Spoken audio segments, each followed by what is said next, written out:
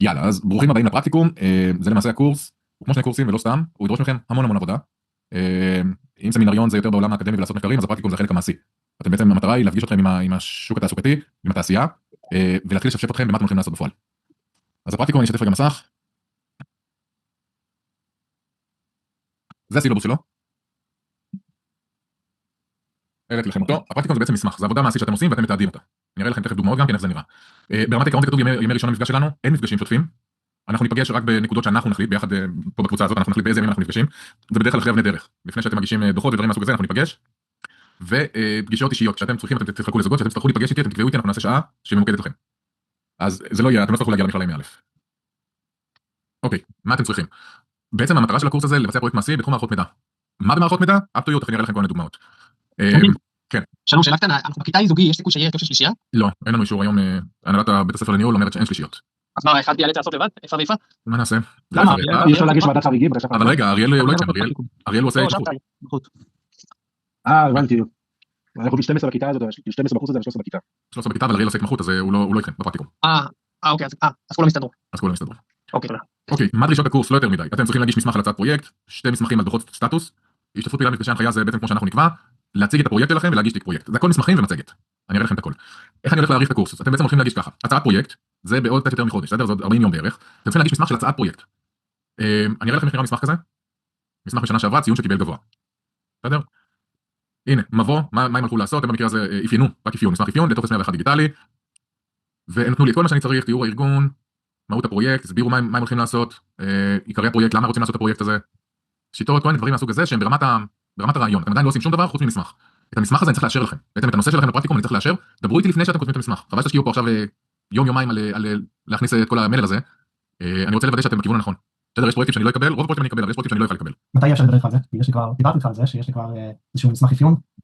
אמרתי אני עובד במרכז כיוון, אז אני עובד עם משרד העבודה. אז וזה שהוא תהליך שעשינו ביחד, יש לי את המסמך האפיון של זה. לשלוח אותו או שעכשיו? אני כבר שבוע הבא אני רוצה להיכנס יותר לעומק. אוקיי. בסדר, אז בסוף השיעור ננסה לתאם.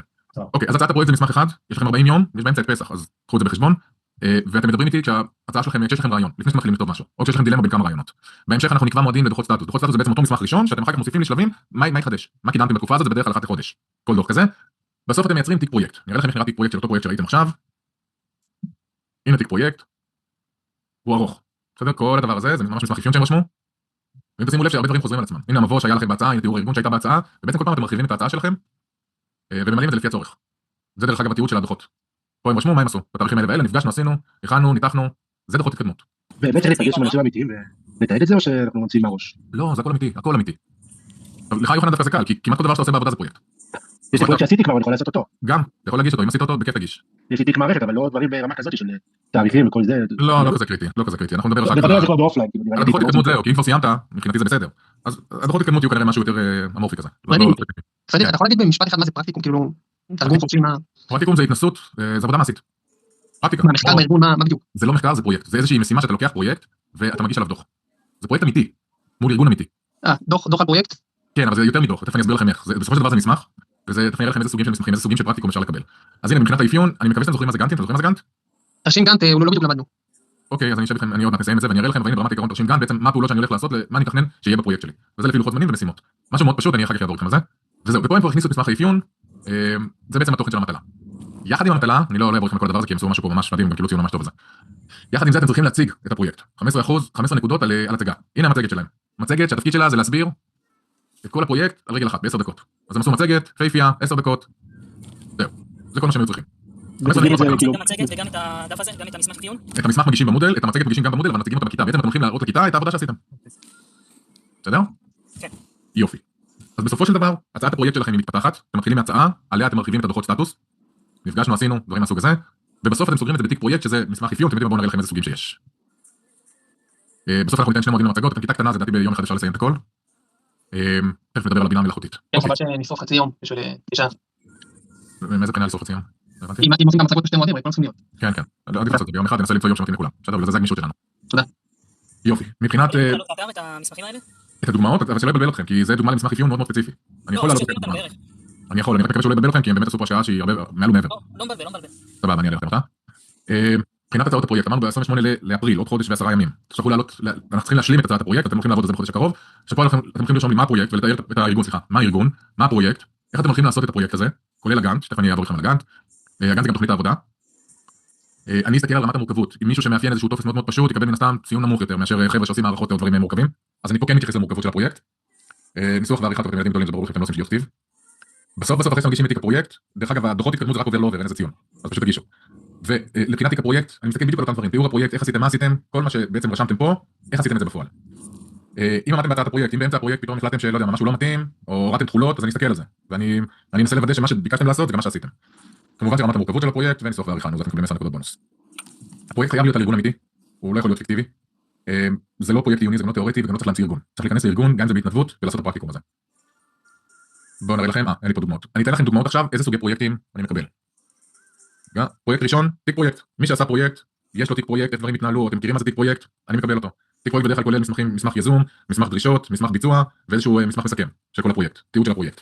פרויקט נוסף או סוג נוסף של עבודה שאני יכול לקבל, מסמך אפיון, כמו שראיתם עכשיו, מסמך אפיון, אנחנו רוצים לצאת לפרויקט, האפיון עצמו הוא הפרויקט. לא צריכים שבפועל העבודה תתבצע, אני לא יודע אם החבר'ה האלה פיתחו את הטופס 101 כן או לא, אבל מבחינתי האפיון עצמו עונה על הדרישות. סוג נוסף של פרויקט, מה? צריך להיות קשר עם הארגון, כאילו אתה יכול לעשות את זה על ארגון בלי להיות איתו בקשר. אני לא רוצה לדעת, זה מבחינתי אתה עושה את זה בתוך ארגון. אוקיי. אני לא בודק אותם לארגון, אתם לא יכולים לקבל המלצה מהארגון או משהו. אבל מבחינתי זה בארגון אמיתי. פרויקט סוג נוסף של פרויקט שאתם יכולים לעשות זה פרויקט דאטה. כמו שעשיתם בקריאת נתונים, דוח מסכם שיש לכם מאגר נתונים ואתם מנסים להגיע לתובנות, זה גם מתקבל כדוח פרקטיקום, כעבודת פרקטיקום. והאחרון שאנחנו מקבלים זה מי שיוצא למכרזים, מי שכותב מכרזים ורוצה להשתמש ב-RFP כתחליף לאפיון, אז גם RFP אני יכול לקבל כמסמך פרקטיקום. מה זה הדבר האחרון? לא מכיר. בקשה להצעת מחיר מכרז בעצם, לפרסם מכרז, בדרך כלל הוא כולל בתוכו המון היבטים עסקיים וגם את הדרישות, מה אתה מבקש מהספקים. אז אם יש לך מכרז שכתבת והוצאת ופרסמת, הוא יכול להתקבל כפרקטיקום. בסדר? רובכם לא עשיתם את זה, אני יכול להיות שחלקכם כן ובא לכם, מכרז הכי מורכב שיש. בסדר? אז תנסו להיכנס יותר להישאר באזור האפיונים. כן. אם יש לי מכרז של חברת חשמל. זה בתחום מערכות מידע? מה, זה איזשהו פרויקט? כן. מבחינתי מקובל. אז זה פרויקט מערכות מידע, לא פרויקט של חשמול הרכבת. לא, לדעת איך לנהל תקציב של 6 מיליון שקל במתח עליון, איך אני מכניס את זה לתוך מערכת. אז הדגש על מערכת מידע, זה מה שחשוב. איך מכניסים תקציב לתוך מערכת. מהמם. אני אקבל. אוקיי, עכשיו שים לב שפה אתה צריך מן הסתם לקבל אישור להציג את המכרז הזה, כי בדרך כלל דברים עסקיים חסויים. אז זה אפילו דרך אגב גם אפיונים בדרך כלל דברים חסויים, אבל תצטרכו לקבל את האישור. זה הפרקטיקום, ברמת העיקרון. סבבה? בואו נדבר על גאנט. אני הולך לעשות רגע, טוב, בואו נשתף מסך. גאנט זה בעצם איזשהו תרשים שבא ואומר, אני רוצה לראות מה המשימות שלי ואיך הן מתפרסות על ציר הזמן. אז למשל יש לי משימה של אפיון, סליחה שאני כותב כזה, אפיון, פיתוח, בדיקות, פיתוח, בדיקות, יעשה את זה בדלת, קל, הטמעה, הדרכה, נניח, אלה דברים בסיסיים בכל פרויקט מחשוב. אז כשאני שם את זה על ציר זמן, אני בעצם אומר, אוקיי, אני מתחיל קודם כל מאפיון, הנה המשימה של האפיון, אפיון, היא תתבצע לא יודע מה, בראשון לחמישי, כאן אני מצפה להתחיל אותה, ואני מסיים אותה עד הראשון לשישי, בסדר? אחרי שאני מסיים את האפיון, אני יורד למשימת פיתוח, הפיתוח מן הסתם ייקח לי יותר זמן, אז אני אפילו אעשה את זה דבר כזה, פיתוח, סיימתי אותו בנניח ראשון לשביעי, אחר כך יש לי בדיקות שבועיים, אחר כך יש לי הטמעה, והדרכות. בסדר, הדרכות והטמעות, או טבע, איך שצריך. זהו, ובסוף יש לי אבן דרך, סיום פרויקט. אבן דרך עושה כמו מין מוין כזה, סיום. בסדר, בהתחלה שלנו גם כן כזאת. זה גאנט. ככה נראה תרשים גאנט. אתם יכולים לעשות אותו בכל מיני כלים, אתם יכולים לעשות את זה בכל מיני צורות. החבר'ה שעשו את זה, ראיתם הגאנט שלהם עשו את זה בוורד או משהו כזה, בואו נראה את הגאנט שהם עשו. הנה הגאנט שהם עשו. אני מבין מה המשימות שלהם ומתי הם עושים את זה. רואים משימה ומתי הם עושים. אז זה גם סוג של גאנט, הוא לא גאנט תקני, אבל מבחינתי זה מספיק טוב. שאלות. יש לי איזו שאלה, אם אנחנו מתכוונים לעשות את זה בזוגות וזה אמור במקומות עבודה, אז זה כבר מסתדר. זה אומר שאחד סופג יותר משימות בתוך הארגון, והשני כנראה יספוג את המשימות מחוץ לארגון. זה לא באמת יהיה נוח לבן זוג השני אם הוא נמצא באותו מקום, כי הוא לא יודע על מה מדובר. מסכים איתך, אין לי פתרון, או לעשות בודדים, אם אתה רוצה. אוקיי, שאלה שנייה לגבי האפיון. אם אני רק מציע הצעה לשפר, אני מראה את המצב הקיים, ומביא הצעה לשיפור. אוקיי, ההצעה שלך אבל צריכה להיות כמסמך אפיון, זאת אומרת כל מה שיש במסמך אפיון. מסמך אפיון זה יכול להיות בנועם מפתח. זה אופציה? להביא איזה מערכת שתשלים למערכות הקיימות? בוודאי. אתה יכול להציע, לא חייב שגם אם הארגון לא הולך לעשות את הפרויקט הזה, זה בסדר. כל עוד עשית איזשהו מסמך אפיון. עכשיו, אף אחד לא חותם לך על זה, הארגון לא צריך לחתום לך על המסמך הזה, זה שום דבר. זה רק אתה. אבל זה כן צריך להיות ארגון אמיתי עם בעיה אמיתית. אתה מציע לפתור את זה. עכשיו, אם אתם מגישים מסמך אפיון, מסמכי אפיון יש כל מיני פורמטים. הפורמט המקובל ביותר פה בישראל זה נועם מפתח, זה אני אראה לכם אותו. אתם יכולים לחפש גם באינטרנט.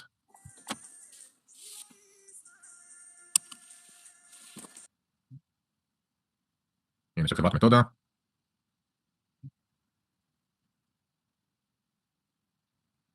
הנה, והוא מפרט לכם בדיוק מה צריך להיות בתוך מסמך האפיון הזה. בסדר, עכשיו יש כל מיני פורמטים כאלה, כל אחד מהם מספיק טוב לי. נראה אם יש לי פה. אולי ג'ימיני יודע לעשות את זה לבד. ג'ימיני ידע לדעתי. בואו ניקח רגע את הצ'אט של GPT.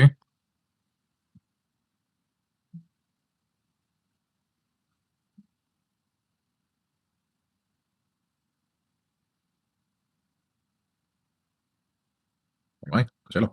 לפתח מסמך. חתיכת מסמך, כן, גם יש פה כל מיני חלקים שלא תמיד אתם תרצו למלא אותם, אז תרגישו חופשי להסיר חלקים שלא נראים לכם רלוונטיים. הנה. נותן לכם כל מה שאתם צריכים. יופי. טוב, זה ימשיך וימשיך וימשיך, זה לא נגמר, אבל אתם יכולים לקחת מפה את הפורמט הזה, ולהתחיל פשוט למלא את המסמך הזה, את הפורמט הזה כאילו. שימו לב, מסמך אפיון תכף לכלול סקיצות. כי גם אם אתם תציגו אחר כך בכיתה את הפרויקט שלכם, את האפיון שלכם, הכיתה לא תבין את המלל, הם יבינו סקיצות של מסכים. אז תצטרכו גם לעצב מסכים. גם זה אתם יכולים כמובן להשתמש ב-AI. אותו דבר אתם יכולים לבקש מהצ'אט שייתן לכם תבנית לתיק פרויקט. אם אתה כבר עשית פרויקט ואתה רוצה לתעד אותו, אז בואו נעשה את זה.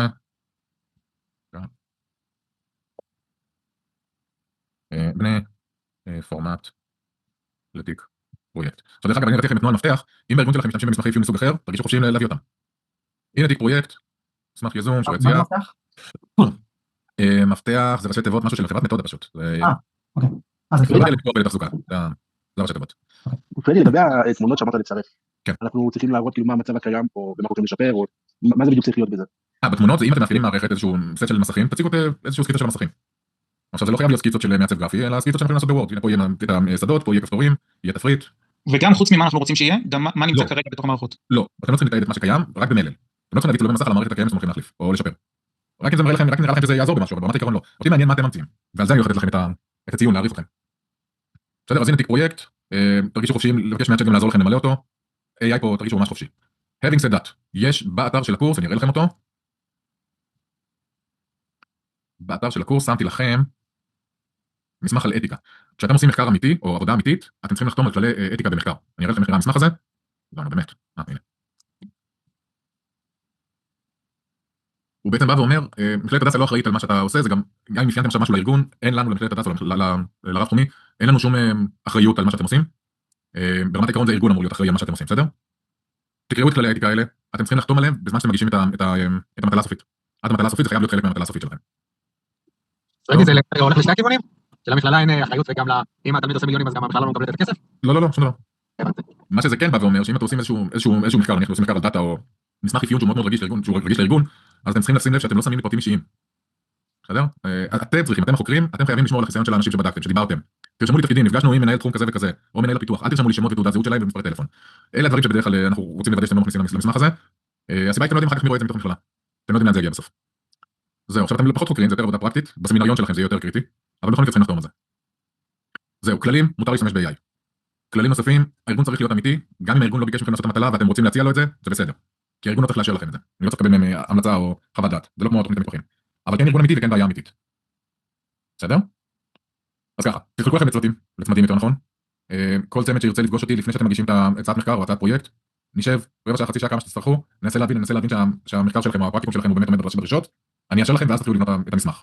אני אעלה לכם את הדוגמאות של המסמכים שהראיתי לכם עכשיו. הם ממש מצוינים, כך שאני לא ממש מצפה שתגיעו למקום הזה. כבר אומר לכם, קשה מאוד להוציא מהפרקטיקום, מאוד מאוד קשה. זהו. בסדר? אנחנו קצת, אני לפחות צריך איזה רעיון, בוא נגיד יש איזה מערכת במשרד של רואי חשבון. מערכת של סוג של מתעדים שם, שמגיע לשם החשבוניות ודברים כאלה ללקוח. ואני אומר שצריך שיפורים במערכת. אז מה אני מציע להכניס תוכנה חדשה? מה אני עושה כאילו? אתה יכול להרחיב, אתה יכול להגיד, אוקיי, המערכת שלהם, נניח, היא מערכת ERP מבוססת SAP או פריוריטי, ואני מציע לבוא ולהוסיף לה כל מיני תכונות חדשות. בסדר, רחבות, מה שנקרא שינויים ושיפורים, שושים. אבל אתה צריך לוודא שהשושים האלה יש להם מספיק בשר, שלא תגיד, אוקיי, בוא נוסיף עוד שדה, זה לא פרקטיקום. אתה צריך משהו יותר גדול, זה יכול להיות מודול או תת מודול בתוך מערכת הזאת. ושאני מדבר על המערכת הקיימת, אני כן מסביר על כל המערכת, אני לא נוגע בנקודות. אני לא צריך את כל המערכת, לדוגמה, אם אתה בא ומדבר על מערכת פיננסית, אתה לא צריך לבוא ולהסביר איך ERP עובד, וזה לא כדאי. אתה צריך להגיד איך תהליך העבודה היום של הנהלת חשבונות והזנת חשבוניות, או בהזנת קבלות, איך זה נעשה היום, ושאין בקרות ושאין לא יודע מה. יש כל מיני שגיאות, ואני מציע לבוא ולפתח תת מודול שסורק את החשבוניות או בסריקה של החשבוניות, הוא לבד מוציא OCR, לא יודע מה, את הפרטים, מאמת מול מאגרים מסוימים, מוודא תקינות של החשבונית ושיש לנו גם כן חשבונית עסקה בשבילה או מה שצריך, ומאשר את זה. יש לך פרוסט של כמה מסכים או תהליך שמורכב מכמה שלבים, זה כן יכול להיות פרויקט. אוקיי, סבבה. אז שימו לב שהוא צריך להיות מספיק מורכב כדי לחשב בפרויקט, אבל סתם דרישה קלה כזאת תוסיף לי כמה שדות, זה לא נחשב. עדי, אין לנו צוותים, אנחנו לא זוגי. אתם אמורים להיות. אנחנו לא. 13. לא, אריאל עושה מתמחים. הוא לא עושה פרקטיקום. אוקיי. בסדר? אני מתנצל שאי אפשר שלישיות, אין אישור מראש החוג. אוקיי. אז אמרנו, אתם מחלקים לצמדים, אתם קובעים איתי, אתם מעלים כל הרעיונות אצלכם בראש, אתם קובעים איתי כבר במהלך החודש הקרוב, מתי שנוח לכם, זה לא צריכה להיות כל הכיתה. אני אקבע עם הצמדים עצמם, אני אאשר לכם את הפרויקט, יש לו מספיק בשר בשביל הפרקטיקום, ואז אתם מכינים את המסמך הראשון, את ההצעה לפרקטיקום. בסוף חודש אפריל, אני אאשר לכם, אחרי שכבר עברתי איתכם בפגישה, אאשר לכם, ואז אנחנו נתחיל לתכנן, בעצם כל אחד מכם יתכנן איך הולך לעשות את זה ממש. עם דוחות התקדמות, ואיך אתם יודעים, שימו לב לעמוד בלוזים. כי הפרקטיקום הוא עד אוגוסט, משהו כזה, עד תחילת אוגוסט, ואז אנחנו גם יש לנו לתאם את הצגת מטלות. אז אתם צריכים עכשיו להתכוונן שהפרויקט לא יהיה גדול מדי וגם לא יהיה קטן מדי. פרויקט יכול להיכנס לחמישה חודשי עבודה בערך, קלנדרים. אני אנסה לעזור לכם בפגישות שלנו, לוודא שאתם לא קופצים על הקופיק. אז כעת רק צריך לנסות למצוא פתרון למשהו? זה כן, השלב למצוא הראשון. בעיה ולחשוב איזה פתרון אתה יכול לתת לה. זה בגדול, כתוב רגע אני אעצור את ההקלטה.